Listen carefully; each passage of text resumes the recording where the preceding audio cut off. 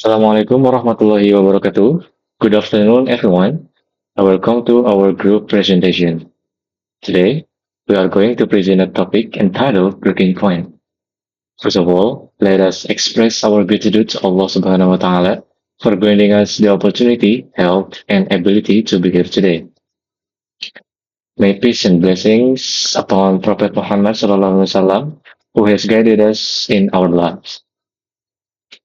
So, we would also like to extend our sincere thanks to Mr. Admiral for giving us this opportunity to present our work as part of our English assignment. Even though we are conducting this presentation via meeting in Zoom and we cannot meet in person, we truly appreciate the chance to share our discussion today. And we hope everyone can stay focused and engaged during the presentation. So without any further ado, let's begin. But before, let us introducing ourselves. So my name is Gulung Rizky, and I'm here as moderator for today's presentation. And here is our other member of our group. Silakan, Bang Gies. Perkenalkan diri. Hello everyone, my name is Muhammad Dias Padullah.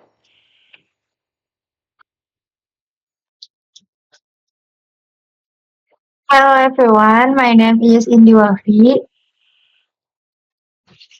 Hello everyone, my name is Galang Sali Pamungkas. Hello everyone, my name is M. Padilla Padurrahman.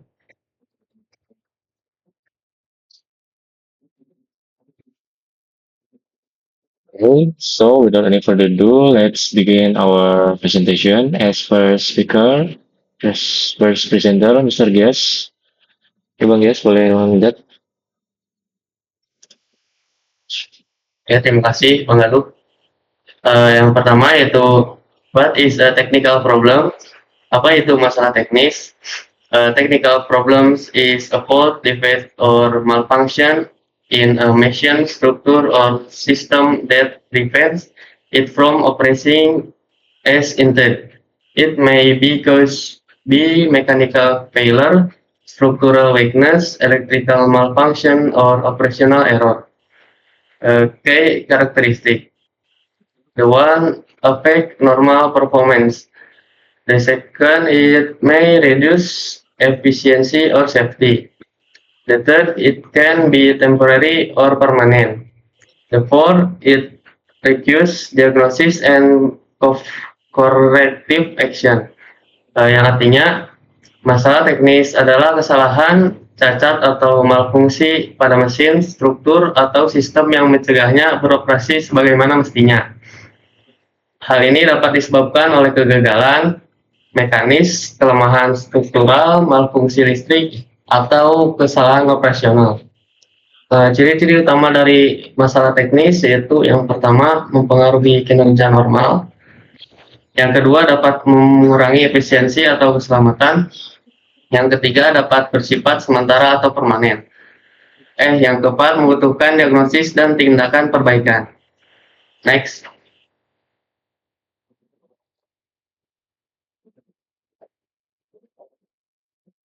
Types of technical problems atau jenis-jenis masalah teknis.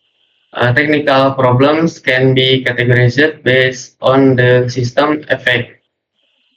First one, mechanical fault problems involving moving or physical components, usually caused by friction, fatigue, or wear and tear.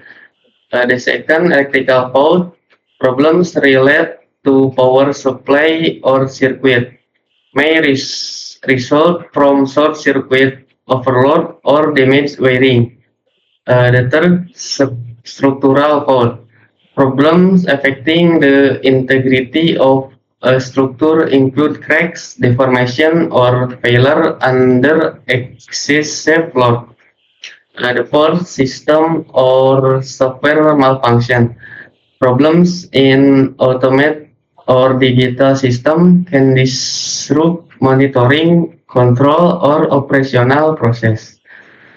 Yang artinya masalah teknis dapat dikategorikan berdasarkan sistem yang terpengaruh. Yang pertama yaitu kerusakan mekanis, Masalah yang melibatkan komponen bergerak atau fisik biasanya disebabkan oleh gesekan, kelelahan, atau kehausan. Yang kedua, kerusakan listrik. Masalah yang berkaitan dengan catu daya atau sirkuit dapat disebabkan oleh korsleting, kelebihan beban, atau kabel yang rusak. Yang ketiga, kerusakan struktural. Masalah yang mempengaruhi integritas suatu struktur termasuk retak, deformasi, atau kegagalan akibat beban berlebihan. Yang keempat, kerusakan sistem atau perangkat lunak. Masalah pada sistem otomatis atau digital dapat mengganggu pemantauan, pengendalian, atau proses operasional. Next, Bang.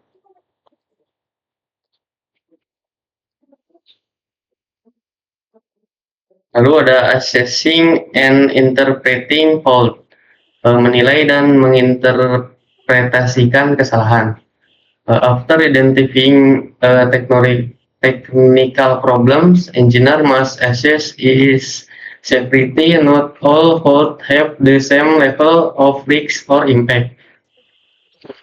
A mirror fault may only reduce in efficiency without threatening safety. A moderated issue requires attention but does not immediately endanger the system. The third, a serious problem significantly affects performance and demands urgent action. The fourth, critical failure poses a direct risk to safety or structural stability and requires immediate intervention. Yang artinya setelah mengidentifikasi masalah teknis, para insinyur harus menilai tingkat keparahannya. Tidak semua kesalahan memiliki tingkat risiko atau dampak yang sama.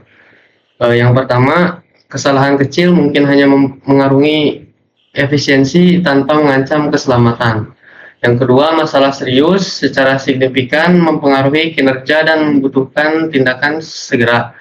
Yang keempat, masalah sedang membutuhkan perhatian tetapi tidak langsung membahayakan sistem. Yang keempat, kegagalan kritis menimbulkan risiko langsung terhadap keselamatan atau stabilitas struktural dan membutuhkan intervensi segera. Mungkin cukup sekian dari saya. Terima kasih. Thank you, Bang Yos, for the explanation. For the next presenter, silakan Pak Indi. Expressing the level of damage or risk. In technical reports, the choice of word reflects the seriousness of a problem. Engineers must use precise terminology to describe the level of severity. The first, terms such as slight or minor indicate limit, impact, and low risk. And then moderate suggests noticeable damage that requires attention. And then severest describe major damage affecting performance or safety. The last, critical, refers to a dangerous condition that may lead to system failure. Menyatakan tingkat kerusakan atau resiko. Dalam laporan teknis, pilihan kata mencerminkan keseriusan suatu masalah. Insinyur harus menggunakan terminologi yang tepat untuk menggambarkan tingkat keparahannya. Istilah seperti ringan atau kecil menunjukkan dampak terbatas dan resiko rendah, sedang menunjukkan kerusakan yang terlihat dan memerlukan perhatian. Parah menggambarkan kerusakan besar yang mempengaruhi kinerja atau keselamatan. Kritis mengacu pada kondisi berbahaya yang dapat menyebabkan kegagalan sistem. Next.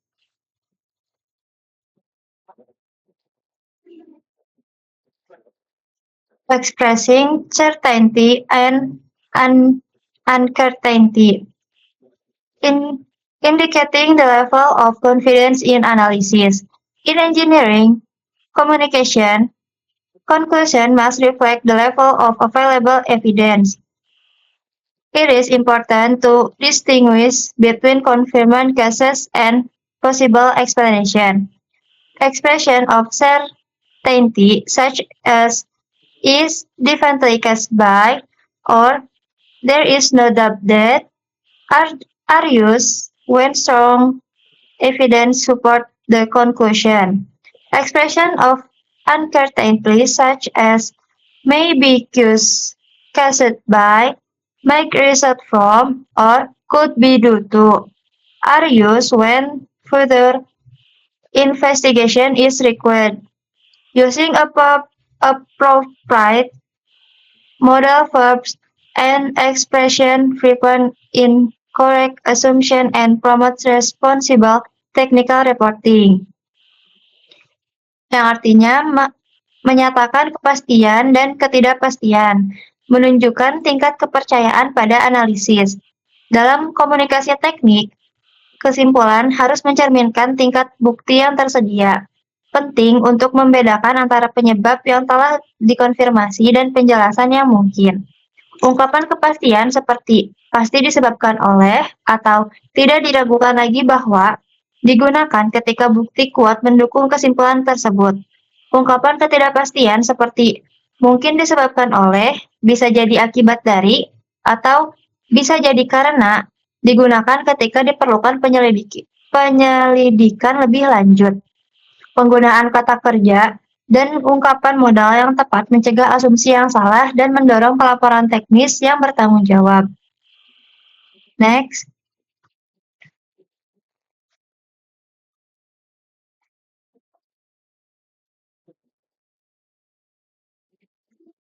And then there is causes of technical problems atau penyebab masalah teknis. Identifying the root causes of fault. Technical problems rarely occur without reason. Identifying the root cause is essential to prevent repeat failures. Common causes include wear and tear due to prolonged use, corrosion or materials degradation, excessive load or stress, lack of regular maintenance, human error during operation, and design of manufacture defect. In many cases, failure results from a combination of factors rather than a single cause. Therefore, careful analysis is required to determine the underlying problem and implement effective corrective measures. Yang artinya, mengidentifikasi akar penyebab kesalahan. Masalah teknis jarang terjadi tanpa sebab. Mengidentifikasi akar penyebab sangat penting untuk mencegah kegagalan berulang. Penyebab umum meliputi keausan akibat penggunaan yang lama, korosi atau degradasi material, beban atau tekanan berlebihan, kurangnya perawatan rutin, kesalahan manusia selama pengoperasian, dan cacat desain atau manufaktur. Dalam banyak kasus, kegagalan disebabkan oleh kombinasi beberapa faktor, bukan hanya satu penyebab. Oleh karena itu, analisis yang cermat diperlukan untuk menentukan masalah mendasar dan menerapkan langkah-langkah perbaikan yang efektif. Cukup dari saya. Okay, thank you indeed for the explanation. For the next presenter, Galang, boleh lanjutkan. Baik, terima kasih Bang Galuh. Selanjutnya, repair and maintenance strategies atau tindakan perbaikan dan juga pemeliharaan. Corrective and preventive action. Tindakan korektif dan juga preventif. Once the cause of a fault has been identified, appropriate action must be taken to restore system performance and ensure safety. Corrective action include repairing damaged component, replacing defective part, reinforcing weak structure, and testing the system after repair. These actions are taken after a fault has occurred. Preventive maintenance focus on avoiding failure before it happens. It includes regular inspection, routine servicing, monitoring system performance, and replacing worn component in advice. Effective maintenance strategies reduce operational risk, extend service life, and prevent system for reaching their breaking point. Nah, jadi tindakan korektif dan juga preventif ini setelah penyebab kerusakan teridentifikasi, tindakan yang tepat harus diambil untuk memulihkan kinerja sistem, pastikan keselamatan. Nah, yang pertama ada tindakan korektif. Tindakan korektif ini meliputi perbaikan komponen yang rusak, pergantian suku cadang yang cacat, penguatan struktur yang lemah, dan juga pengujian sistem setelah perbaikan. Tindakan ini dilakukan setelah terjadi kerusakan. Nah, yang kedua ada yang namanya pemeliharaan preventif. Pemeliharaan preventif ini berfokus pada upaya menghindari kegagalan sebelum itu terjadi. Ini mencakup inspeksi rutin, servis berkala, pemantauan kerja sistem, dan juga penggantian komponen yang aus sebelum rusak.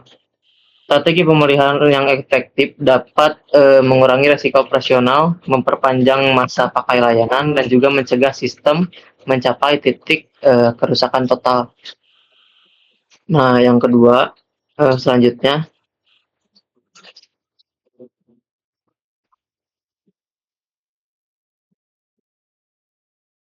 studi atau studi kasus.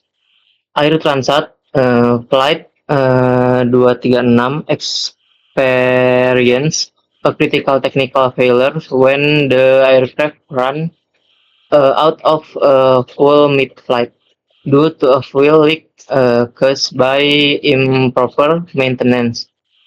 As a result of the leak, both engines shut down. The pilot were forced to glide the aircraft without engine power before making an emergency landing safely.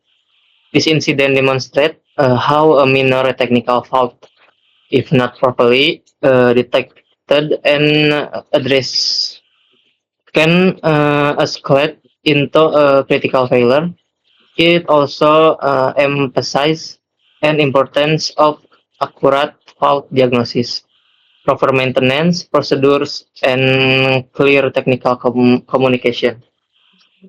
Nah, jadi dari studi kasus ini, Air Transat penerbangan 236 mengalami kegagalan teknis kritis ketika pesawat kehabisan bahan bakar di tengah penerbangan akibat kebocoran bahan bakar yang disebabkan oleh pemeliharaan yang tidak tepat.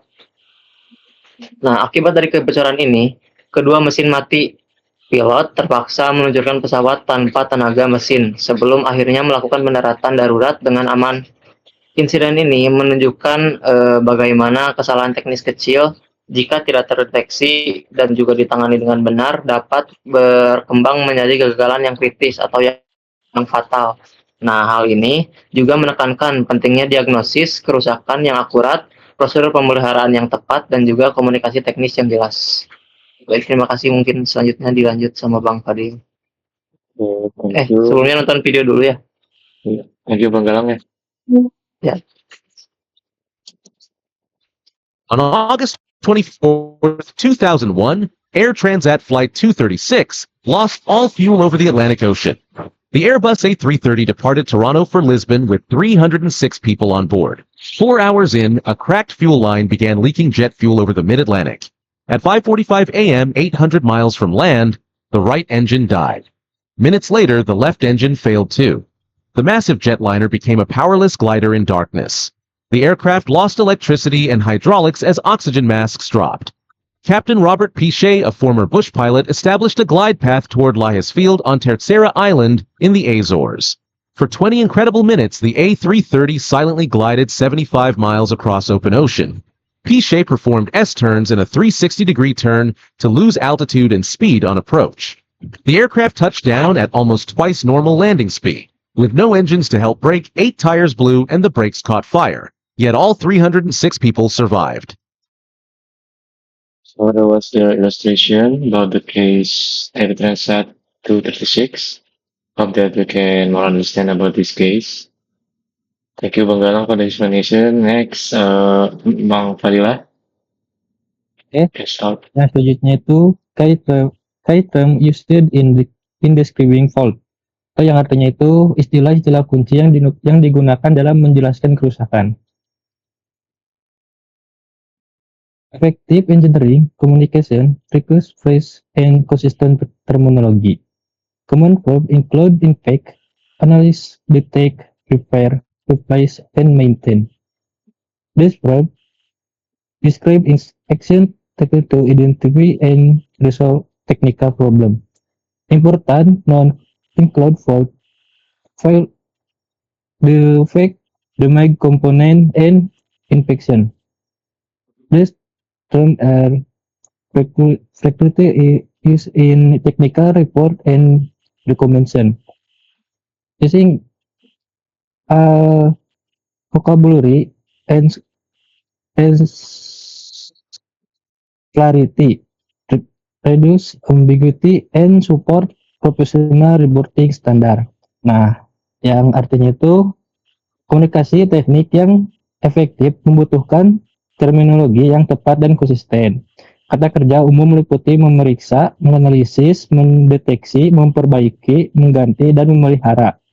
Kata kerja ini menggambarkan tindakan yang diambil untuk mengidentifikasi dan menyelesaikan masalah teknis. Kata benda penting meliputi kesalahan, kegagalan, cacat, kerusakan, komponen, dan infeksi. Istilah-istilah ini sering digunakan dalam laporan dan dokumentasi teknis. Penggunaan kosakata yang akurat memastikan kejelasan, mengurangi ambiguitas, dan mendukung standar pelaporan profesional. Oke, next, Bang.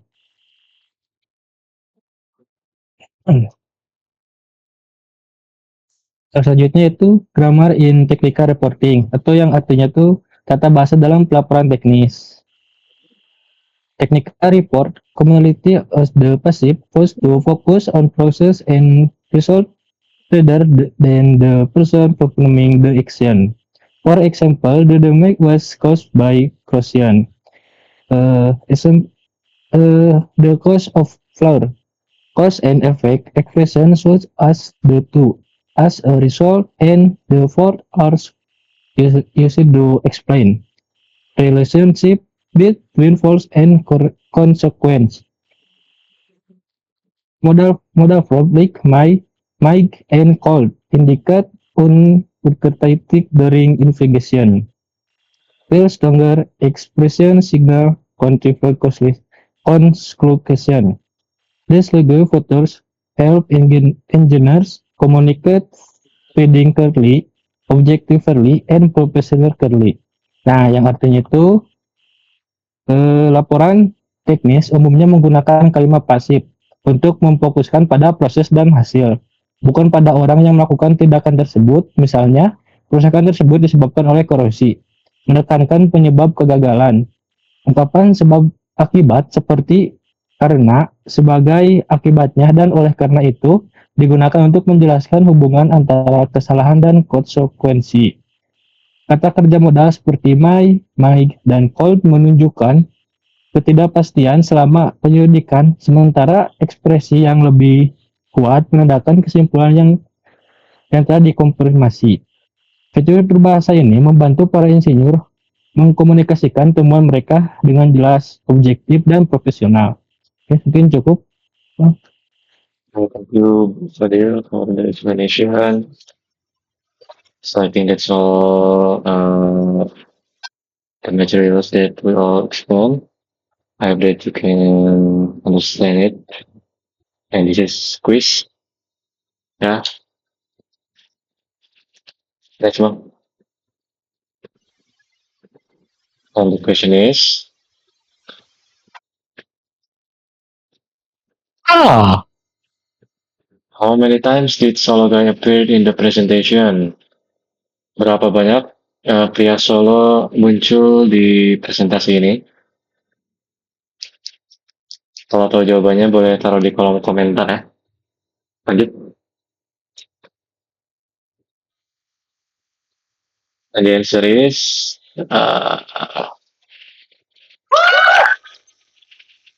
two times, yo. Oke.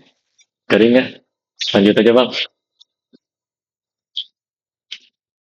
And, so if you have any question or any suggestion or correction, you can put in the comment down below our YouTube video. And this is the conclusion about the materials that we explained. Technical problems are unavoidable in engineering system, but they must be identified and described accurately. Proper classification of faults helps determine the correct method of inspection and repair. Assessing the severity of a problem is essential to prevent minor issues from developing into critical failures. Identifying the root cause ensures that corrective action address the real problem rather than just the symptoms. Finally, effective maintenance and clear technical reliability and long-term system performance. Ya, jadi masalah teknis tidak dapat dihindari dalam sistem rekayasa. Tetapi masalah tersebut harus diidentifikasi dan dijelaskan secara akurat. Klasifikasi kesalahan yang tepat membantu menentukan metode inspeksi dan perbaikan yang benar. Menilai tingkat keparahan masalah sangat penting untuk mencegah masalah kecil berkembang menjadi kegagalan yang kritis. Mengidentifikasi akar penyebab memastikan bahwa tindakan korektif mengatasi masalah yang sebenarnya, bukan hanya gejalanya saja. Dan terakhir, pemeliharaan yang efektif dan komunikasi teknis yang jelas memainkan peran penting dalam memastikan keselamatan, keandalan, dan kinerja sistem jangka yang thank you. So I think that's all our presentation for today's materials. Okay, thank you for listening. I hope that you can understand our explanation. And thank you very much.